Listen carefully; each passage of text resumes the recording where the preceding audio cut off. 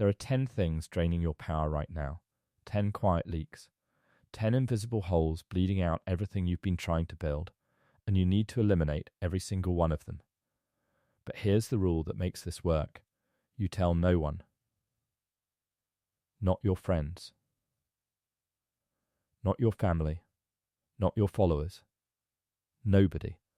Because the moment you announce a transformation, you invite war. You hand ammunition to the people who benefit from you staying weak. You give the ones who fear your growth a target to aim at. Every declaration you make before you've changed is just noise that delays the change. Power doesn't get built through announcements. It gets built through silence. Machiavelli understood this at a level most people never reach. He watched kings fall not because they lacked strength, but because they revealed their moves too early. He watched empires crumble not because the enemy was stronger, but because the ruler told everyone what he was going to do before he did it. Transparency isn't a virtue when you're building power. It's a liability. The most dangerous transformations in history happened quietly. Nobody saw them coming. And by the time anyone noticed, it was already over. That's what this is, a quiet transformation. Not a performance, not a post, not a conversation over dinner where you tell someone you're changing. Just silent execution, one elimination at a time. No witnesses, no accountability partners, no one cheering you on or talking you out of it. Just you, alone, removing what's been draining you and watching what happens when the leaks finally stop. Your bucket has holes in it. That's the truth most people refuse to accept. They spend their entire lives pouring more in, more discipline, more effort, more ambition, more hustle, and they wonder why nothing accumulates. It's because it's all leaking out. You can't build power by adding more if the foundation is hemorrhaging everything you put in. The work isn't addition, it's elimination. Seal the holes first, then everything you pour in stays, then everything compounds, then the power becomes real. The first thing you must quietly eliminate is explanations. You explain yourself constantly. Someone raises an eyebrow at your decision and you immediately start justifying it. Someone questions your choice and you give them 3 reasons why you made it. Someone looks at you with doubt and you feel this compulsion, almost a physical discomfort, to make them understand. You've been trained this way. Trained to believe that your choices require the approval of other people, that their comfort with your decisions is somehow your responsibility. But every single time you explain yourself, you bleed power. Here's what happens mechanically when you explain. You move from offense to defense. You take a position that was yours, a decision you made, a boundary you set, a direction you chose, and you hand it to the other person for review. Now they're the judge. Now they get to evaluate whether your reasons are good enough. Now you're waiting for a verdict, and the moment you're waiting for a verdict, they have power over you. Not because they earned it, not because they deserve it, but because you gave it to them by opening your mouth. Watch the sequence. You make a decision. They question it. You explain. They argue with your reasons. You defend the argument. Now you're 3 layers deep into a conversation about something that was never supposed to be up for debate. You've lost ground you didn't have to lose. You've spent energy that should have gone into execution. And worse, you've shown them that your choices aren't really yours until they approve them. The elimination is simple. Not easy, but simple. You stop explaining, not loudly. You don't announce I don't explain myself anymore. That's just another explanation.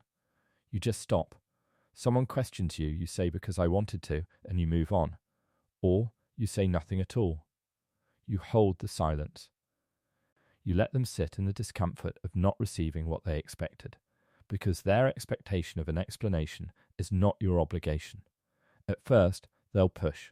They're used to getting explanations from you. They've been trained by your patterns. They'll ask again, slightly more forcefully, and again. But when nothing comes back, consistently, patiently, without hostility, they stop asking. The pattern breaks. They adapt. And you never had to fight for it because you never announced it. There was nothing to challenge. The window to argue with you closed before they even knew it was open. The second thing you must quietly eliminate is availability. You are too reachable. too accessible, too easy to get. Anyone who wants your attention can have it. Anyone who wants your time can get it. You respond to messages within minutes. You accept invitations without hesitation. You make yourself present for anyone who requests it. And all of that, every single second of it, is destroying how people value you. Scarcity creates value. That is not a theory. That is how human psychology actually operates. The things people treasure are the things that are hard to get. The people they pursue are the people who are difficult to reach. The time they respect is the time that isn't handed out freely. You are not scarce. You are everywhere. And because you're everywhere, people have stopped seeing you as valuable. Think about the people in your own life you respect most. Are they the ones who respond to every message instantly? Are they always free when you want to meet? Do they accept every invitation, every request, every reach out without hesitation? No. The people you actually value make you work for excess. Their time feels like something. You don't take it for granted because you're not certain you'll always get it. That uncertainty is what creates value in your mind. And right now, you're giving everyone the opposite experience of you. The fix isn't an announcement. You don't tell people, I'm becoming less available now. You just become less available. You respond slower, not to play games, but because you're actually building something that matters more than instant replies. You decline more invitations, not to be difficult, but because your time has real value and you've started treating it that way. You create space. You create scarcity. And people experience you differently without you ever explaining why. They'll assume you're busy. They'll assume you're important. They'll assume your time is precious. And that assumption becomes the new reality. You didn't argue for that reality. You didn't announce it. You just created the conditions and let their minds fill in the rest. The third thing you must quietly eliminate is emotional reactions. You are readable. That's the problem. People around you have spent years learning exactly which buttons produce which responses. They know what excites you. They know what hurts you. They know what makes you defensive, what makes you anxious, what makes you fold. And they use that knowledge, consciously or not, to manage you, to control the outcomes of interactions with you, to pull the strings you were generous enough to show them. Every reaction you display is information you're giving away for free, and information is the currency of power. When you let people see exactly how something affected you, you've handed them a map, a detailed, accurate, updated map of how to move you, how to get what they want from you, how to destabilize you when you become inconvenient to them. You built that map yourself, one unguarded reaction at a time, and you've been distributing it to everyone you meet. The elimination here isn't about becoming cold. It's not about pretending nothing affects you. That's obvious, and it's suspicious. People can see through performed indifference. What you're eliminating is the automatic, unfiltered, uncontrolled response, the reaction that happens before you've decided to react. You're inserting a pause, a gap between stimulus and response. In that gap, you decide. You decide what to show, what to withhold, and what expression of response actually serves you in this moment. You don't announce this change. You don't tell people you're working on your emotional responses, because that's a confession that your emotional responses have been a weakness. It's a roadmap handed directly to the people most likely to test the new boundary. Instead, you just start pausing. Quietly. Internally. And people begin noticing that you're harder to read. They throw things at you that used to generate guaranteed reactions, and they get controlled stillness instead. They don't know what changed. They just know they've lost the map. The fourth thing you must quietly eliminate is the need for validation. This one runs deeper than most people want to admit, because it's not just about obvious approval seeking. It's not just about fishing for compliments or asking people if they liked what you did. The need for validation operates at a much more subtle level than that. It's in how you frame things when you're sharing them. It's in the way you present a decision with just enough uncertainty in your voice that the other person knows they're being invited to affirm it. It's in the slight hesitation before you act, the check over your shoulder to see if anyone is watching and approving. Machiavelli wrote about this as one of the most consistent patterns of weakness in leaders. The prince who needed the love of the people could be controlled through the withdrawal of that love. The moment you need something from someone, they have leverage. And the need for validation is one of the most exploitable needs in existence because it's invisible, it's constant, and most people who have it don't even fully recognize it in themselves. When you act because the action is right, not because someone confirmed it was a good idea. When you make a decision, the decision stands on its own logic, not on the applause it receives. When you produce something, you evaluate it against your own standard, not against how many people responded positively. This is a quiet internal rewiring. Nobody sees you doing it. Nobody hears you announce it. You just stop reaching for the confirmation that used to feel necessary, and you keep moving without it. People around you will notice something has shifted. They'll sense that their approval or disapproval is producing less effect than it used to. Some will try harder to get a response, more enthusiastic praise, sharper criticism, trying to find the level that still moves you. But when the baseline has genuinely changed, when you've actually stopped needing it internally and not just performing like you don't need it, none of that works. You've eliminated the lever. The fifth thing you must quietly eliminate is complaint. Every complaint you make is a declaration of powerlessness. When you complain, you are announcing to everyone within earshot and to yourself that something outside of you has control over your experience and you don't have the power to change it, so you're narrating your own helplessness instead. Complaint feels like release. It feels like you're doing something with the frustration, but what you're actually doing is reinforcing the pattern that created the frustration. You're training your mind to scan for problems. You're building the neural pathways of victimhood one complaint at a time. And beyond what it does to you internally, watch what complaint does to your social position. Every time you complain to someone, you are asking them to co-sign your powerlessness. You need them to agree that yes, this thing is unfair, yes, you're right to be frustrated, yes, the world has wronged you. You're seeking allies in your weakness. And sometimes they give it to you, they agree, they validate the complaint, they complain back, and now you've built a relationship on a foundation of shared helplessness. That's not an alliance. That's a drain. The elimination is silent, and it starts immediately. Something happens that would normally produce a complaint. You feel it rising, and you stop. Not because you're suppressing it with force, but because you've decided that your energy is not going toward narrating problems. It's going towards solving them, or accepting them, and moving on. You make the adjustment. You take the action. Or you absorb the reality and redirect. Nobody hears about it. There's no audience for your frustration.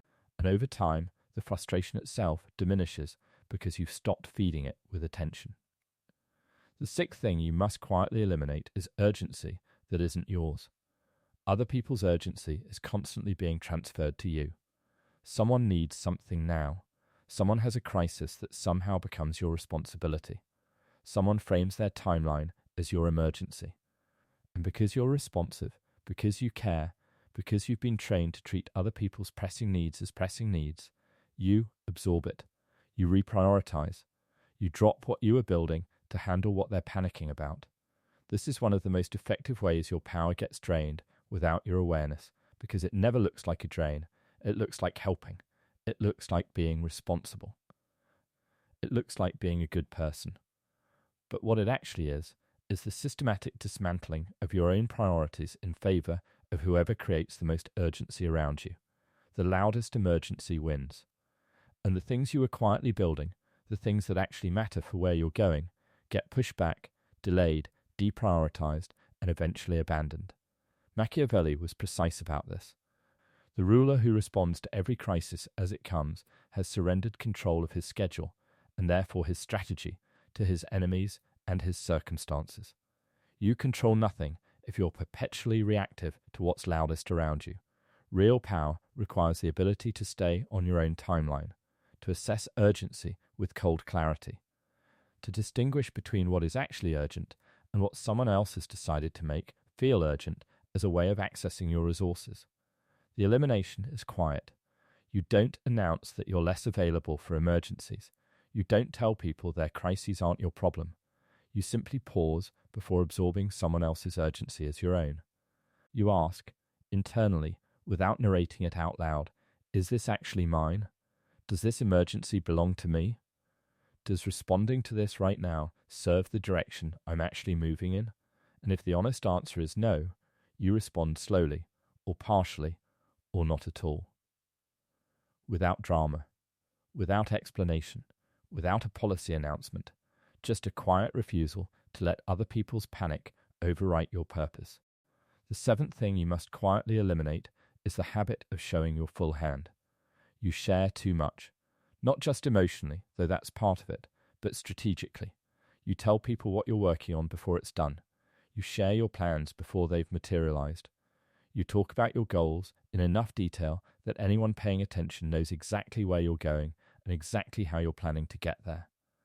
And every time you do that, you give the world a chance to interfere with what you're building before it's strong enough to survive interference. There's a psychological reason people do this. Sharing a goal produces a small neurological reward that is similar to the reward of actually achieving it. Your brain gets a taste of the recognition before the work is done. And because that taste feels good, you keep seeking it. You keep talking about what you're going to do, because the talking itself produces a fraction of the feeling you're chasing. But that fraction comes at an enormous cost. It bleeds the energy that should be going into execution. It drains the internal pressure that drives you to actually complete what you've started. And it opens the door to opinions, doubts, discouragements, and interference from people who haven't earned a seat at the table of your ambitions. Machiavelli wrote that the wise man does not telegraph his intentions. He moves quietly toward his objective and announces his arrival through results, not previews.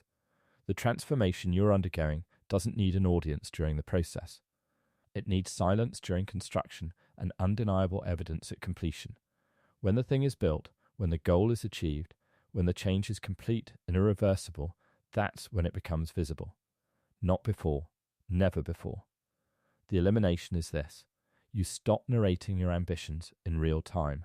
You stop giving progress updates to people who aren't working on the project with you. You stop seeking preemptive validation for goals that haven't been reached yet. You build in silence. You execute without commentary. And when people eventually see the result, they won't have had the chance to talk you out of it, water it down, redirect it, or poison it with their doubt. It will simply exist. Fully formed. Undeniable. Yours. The eighth thing you must quietly eliminate is tolerance for energy that works against you. You know exactly which people drain you. You know who you feel lighter around and who you feel heavier around. You know whose presence sharpens you and whose presence slowly dulls everything about you. You've known this for a long time. But you've kept tolerating it because cutting people off feels cruel, because you've shared history, because you tell yourself it's not that bad, because you're waiting for them to change, because you don't want the confrontation that comes with distance. But tolerance isn't neutral. Every interaction you have with someone who drains you is an interaction that isn't happening with someone who builds you. Every hour you spend in the company of someone who diminishes your clarity is an hour that isn't going toward the direction you're actually trying to move in. The cost isn't just the drain itself, it's the compounding opportunity cost of all the time and energy that went somewhere it should never have gone. The elimination doesn't require a conversation. It doesn't require a dramatic exit or a confrontational speech about why you're removing them. Those things are announcements, and announcements invite resistance. What it requires is a quiet, steady reduction. You become less available to them specifically. You respond slower. You decline more. You create distance without explanation and without hostility. You don't slam a door. You just quietly stop opening it as wide. And over time, without a single dramatic moment, the proximity decreases. The influence decreases. The drain decreases. They never got a speech. They never got a reason. The dynamic just quietly shifted until it was no longer a problem. Machiavelli was ruthlessly clear on this point. Surround yourself with people who increase your capability and remove yourself from people who diminish it. Not cruelly, not publicly, but completely, because your environment is not a passive backdrop to who you're becoming. It is an active force shaping it. The people closest to you are not just witnesses to your development, they are participants in it, whether you've invited them to be or not. Choose that participation deliberately. The ninth thing you must quietly eliminate is the performance of struggle. There is a version of hardship that people display publicly. They talk about how hard they're working. They share how exhausted they are. They make their sacrifice visible so that the people around them understand the cost. And there's a seductive logic to it. If people can see how hard it is, they'll appreciate the result more. They'll respect the effort. They'll understand what it took. But what the performance of struggle actually communicates is not strength. It's a request for sympathy. It's a way of recruiting witnesses to your difficulty so that if you fail, there's already a narrative in place that explains why. It's insurance against judgment, paid for with the currency of your dignity. And beyond what it signals to others, the performance of struggle trains you to identify with the struggle, to find meaning in the difficulty rather than in the outcome, to need the hardship to be witnessed in order to feel like it counts. Powerful people suffer in silence, not because they're suppressing something unhealthy, but because their relationship with difficulty is private. The struggle is a tool. It's part of the process. It doesn't need an audience, and it doesn't need validation. It just needs to be endured and moved through. The result speaks. The process doesn't require narration. Eliminate the performance quietly. Stop mentioning how tired you are. Stop referencing how much you've sacrificed. Stop making your effort visible to people who haven't asked to witness it. Do the work in private. Carry the weight without announcing the weight. And when the outcome arrives, let it stand completely on its own. No context, no backstory, no explanation of how hard it was to get there. Just the result. Clean, undiluted, unaccompanied by a request for credit. The 10th thing you must quietly eliminate is the version of yourself that needed all 9 of the things above. Because here's the truth underneath all of this. The explanations, the availability, the visible reactions, the need for validation, the complaints, the absorbed urgency, the revealed plans, the draining relationships, the performed struggle, none of those things were random. They were all expressions of the same underlying pattern. A pattern that said, I need other people to confirm, approve, witness, and validate my existence in order to feel secure in it. That pattern built the bucket with the holes. Every leak traces back to it. Machiavelli's deepest insight was never really about tactics. It was about this. The prince who is internally dependent is externally controllable.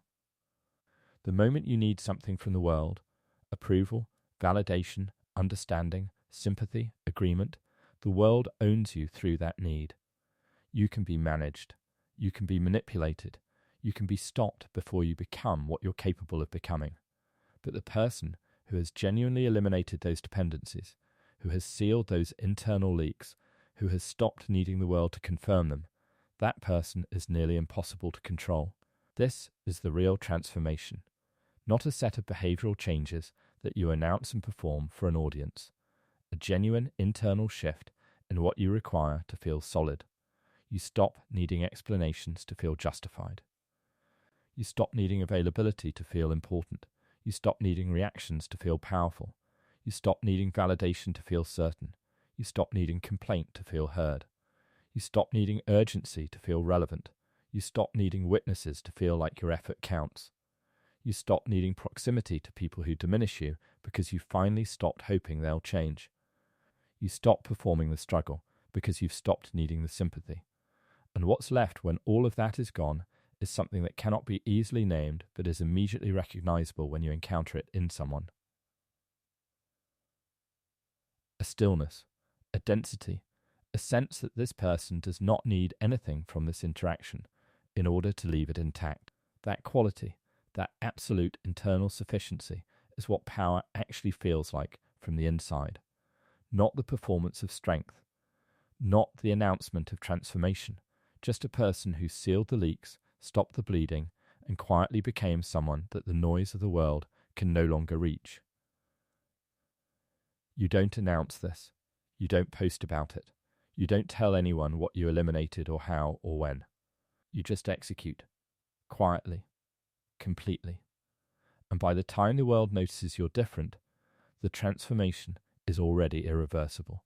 The window to stop you closed a long time ago. You just didn't give anyone the warning that it was closing. That's how power is built. Not loudly, not publicly. In silence, in shadow, one quiet elimination at a time, until what remains is undeniable.